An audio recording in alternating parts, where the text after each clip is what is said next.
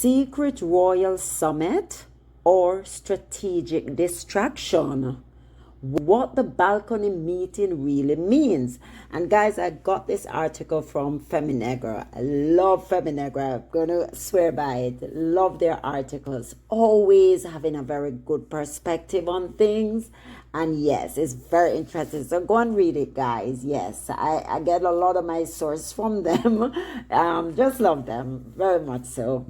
So what looks like a secret peace summit might actually be something far more calculated. This week, British tabloids were ablaze with claims that senior aides from King Charles's and Prince Harry held a hush-hush meeting in London, and the photos, snapped from a suspiciously perfect angle, supposedly proved it. But when you zoom out from the carefully staged optics and sensational headlines, what you see is not reconciliation, it's distraction. In this video, we'll unpack what really happened on that balcony, who stood to gain from the leak, and why this is yet another textbook example of palace PR spun to manipulate public opinion. Let's break it down for you. You hear what I say? Palace PR spun to manipulate the public as per usual. It's not new. They keep doing it. It all started with one image. A discreet patio, 3 individuals seated in what appeared to be a tense but cordial meeting. Tobin Andre, King Charles's head of communications and former deputy editor at the Daily Mail. Let me repeat. You see where we're going? Former deputy editor at the Daily Mail. He was there, Tobin. Then you have on Prince Harry's side, Meredith Maines, Prince Harry and Meghan's California-based PR chief, and Leah Maguire, the Sussex's newly appointed UK representative. The Daily Mail called it a secret peace summit. The photo landed front and center on their site. But let's pause. If the meeting was truly confidential, why was it photographed from a perfect distance and handed straight to the Mail? A publication repeatedly sued by the Sussexes and known for its cozy ties to the royal insiders. It's not journalism, it's a planted story, and the timing couldn't have been more suspicious. And let's not forget who the journalists were. Charlotte Griffiths, she has nothing good to say about the Sussexes. So we will not go there and have this both side story. Heck to the no. We're not doing it because we know exactly where it came from.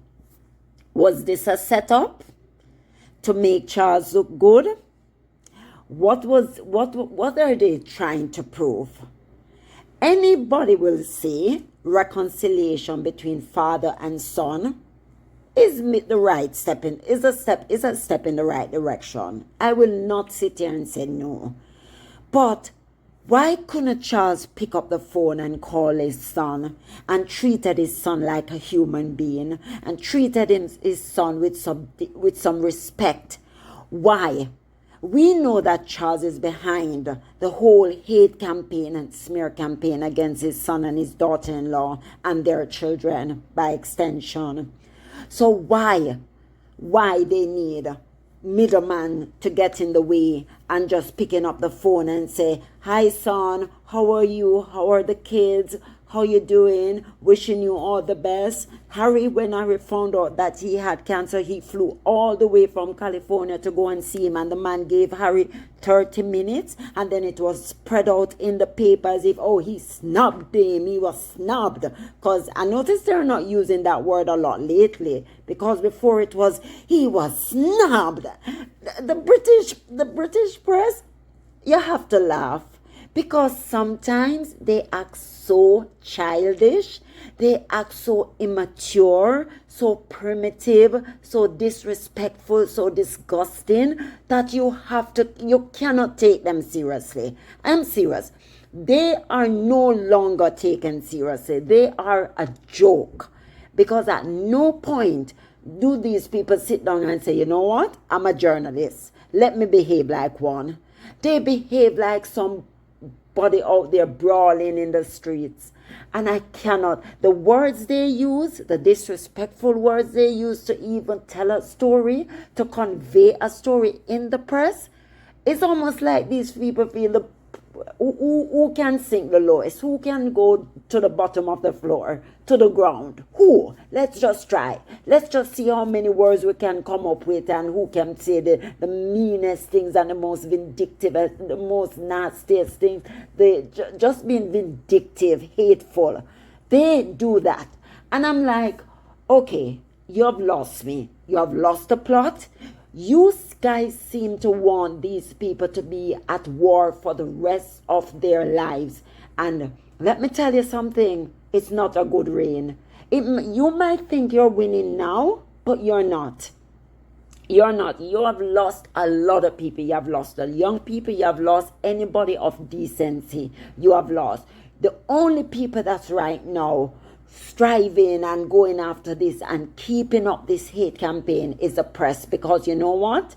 They are gaining from it. There's something to be gained from it, right? I don't know if they think a $500 in their pocket is worth it. Is worth.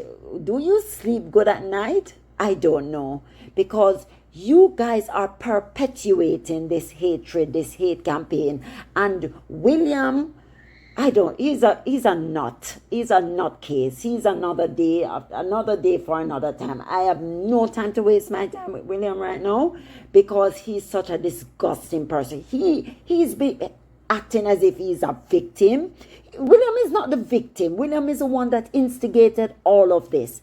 He is not the victim, and he needs to stop playing that victim card. Right? Wanting everybody to sorry for him because, his brother wrote a book. Why did Harry wrote a book? All now everybody is trying to act as if, Harry just got up one day and said, I'm just going to go rogue and I'm just going to say whatever comes to my mind. Not realizing that Harry was answering to a lot of the nastiness, the lies, the leaks that they were putting out there. But no, Harry must just throw up his hand and say, I'm sorry. Sorry for what? Are you guys demented? While the British press salivated over balcony diplomacy, online conversations were focused elsewhere. Kate Middleton's stylish Natasha Archer was caught following and then rapidly unfollowing a string of Meghan Sussex's close friends and collaborators on Instagram. A modern-day digital surveillance scandal, possibly. But suddenly, the media machine had a shiny new object, a meeting with no statement, no outcome, and no visible principal participants. Not a word from Meghan, not a word from Harry, yet the photo was blasted across headlines like a royal breakthrough. The distraction worked, but only for some. What they don't want you to be talking about. So every time something comes out, there's this shiny new object that they dangle in front of our faces and say, yes, go right after it, run for it, because they take all of us for some set of fools. So who was really at the table? Now, let's talk about Tobin Andre, Charles's head of comms and former deputy editor of the very tabloid that ran the exclusive story. It was an exclusive, guys. Harry's not giving the Daily Mail an exclusive. Harry would definitely Harry don't like those people, so there's no way Harry and Meghan would be engaging with them. So you tell me where the story was leaked from. We know. What are the odds that Andrea just happened to be photographed in a meeting with Sussex reps, and that the images ended up with his old colleagues.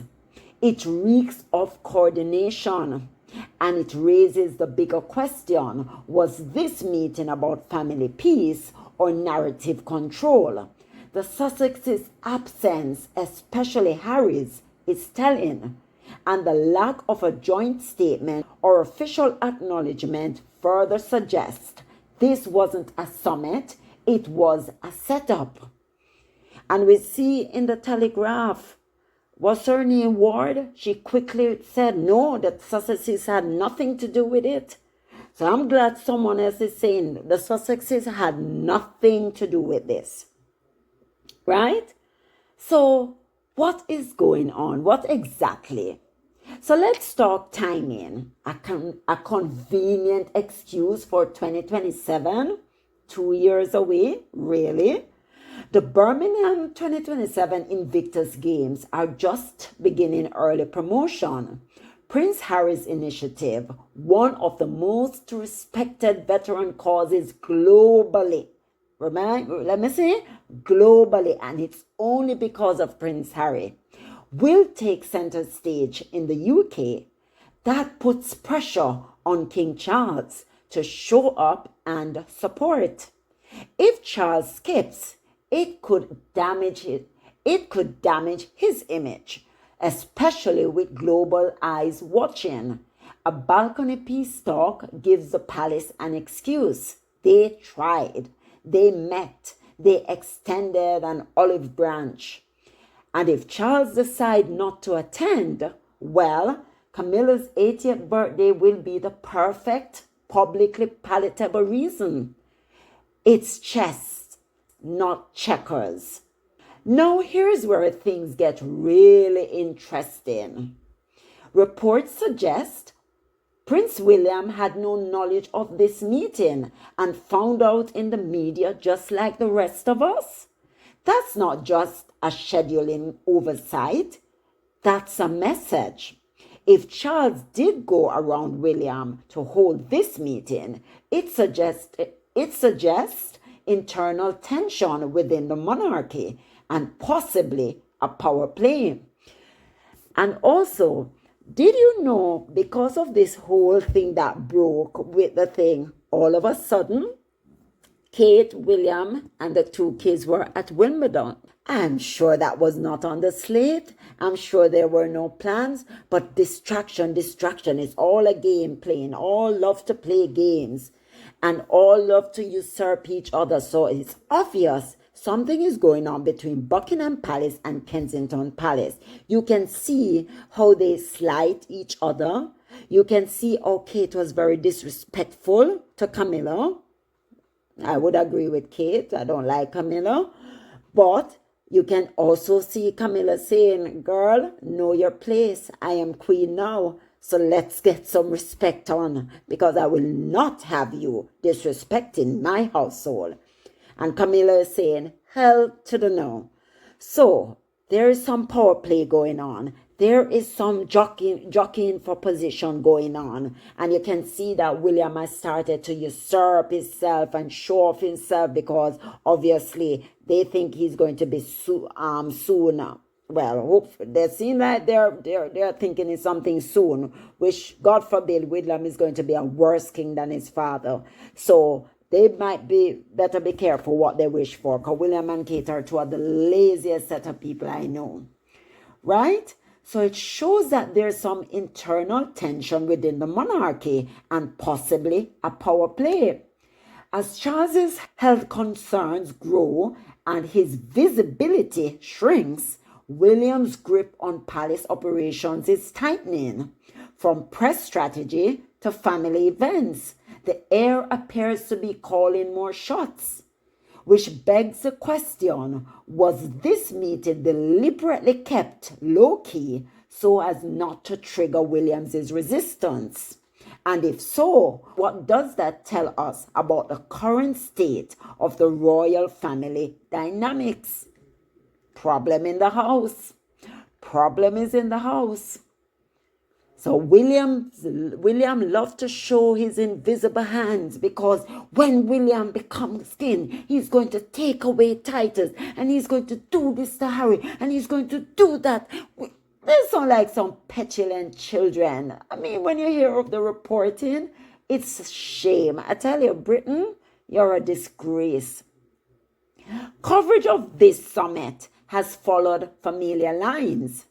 The Daily Mail and GB News praised Charles, cast Harry as distant, and framed the meeting as a hopeful gesture. The Independent played it straight, noting the facts. They're just straight on facts. But very few outlets ask the key question: why was this meeting leaked and by whom? It's no secret. But you have some people are saying, why was it leaked? But they're trying to put the blame, oh, Harry leaked it. That's just ridiculous. That is just ridiculous by saying Harry leaked it, because Harry don't speak to the Daily Mail. They have no contact with the Daily Mail. So there's no way Harry would be leaking anything to give the Daily Mail an exclusive. Common sense, guys. I know common sense is not always common, but let's think what we're talking about. Let's talk about it, but fairly. Let's just stop. We know it came from the palace, and we know it would be Toby or somebody related to them, but it had no way would Harry or Meghan's camp leak that. It's no secret that the British press operates in tandem with the palace, and when even Meghan and Harry's harshest critics confirmed they were not the source of the photo, you start connecting the dots. Remember when Harry said they worked together, they were like, oh, he's lying, nobody. Bull, we know they are briefed. We know there are leaks. We know what is going on. This wasn't a news scoop. It was a PR play. And why does it matter? Why does it matter, you ask? If this were really a step towards healing, it wouldn't need a photo op. We have seen this playbook before.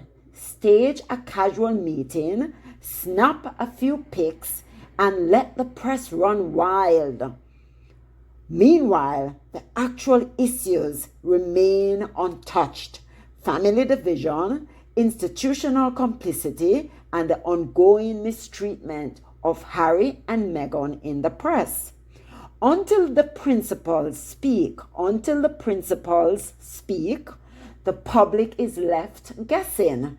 And maybe that's exactly what the palace wants. A guessing game that distracts from accountability. One thing is clear. This wasn't a peace summit. It was a headline summit. And as long as the monarchy keeps playing this game, trust in the institution will continue to erode. So guys, that's what I'm talking about. As long as they continue playing these games, trust will continue to erode. So, we know for a fact, I know for a fact, Harry's camp didn't leak it. We know where the leaks always come from. We always say there's no leak in Montecito because Harry and Meghan are so discreet. They do a lot of things under the radar. They have been doing a lot of work under the radar. They don't do what the palace does. The palace does things to hype up people, get things in the headline, make things messy, make people start talking unnecessarily.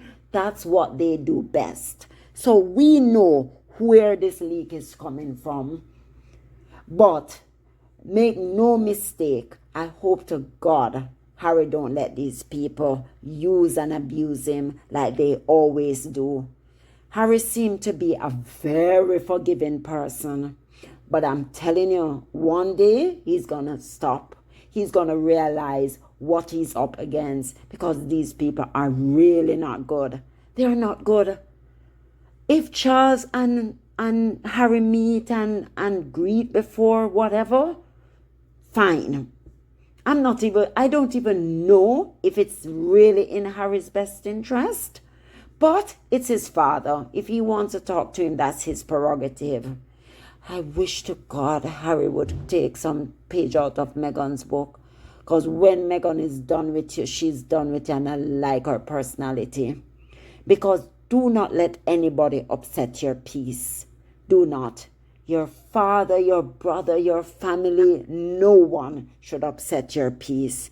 So I can only wish, but everybody is different. I understand maybe what Harry is trying to accomplish, but sometimes I wish he wasn't so needing any validation. But he grew up in such a sick system that maybe he feels that he needs his father's validation. He's doing so well without them.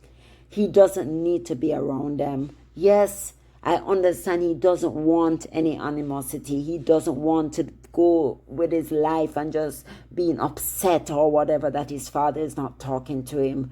But sometimes that's the way to go. Sometimes that is just life and we have to move on. So anyway, guys, I finished talking right now, but please, let me hear your thoughts and let me know. Do you agree with me? Do you disagree with me? Please don't forget to like, subscribe, turn on your notification bell so you never miss a beat. Bye.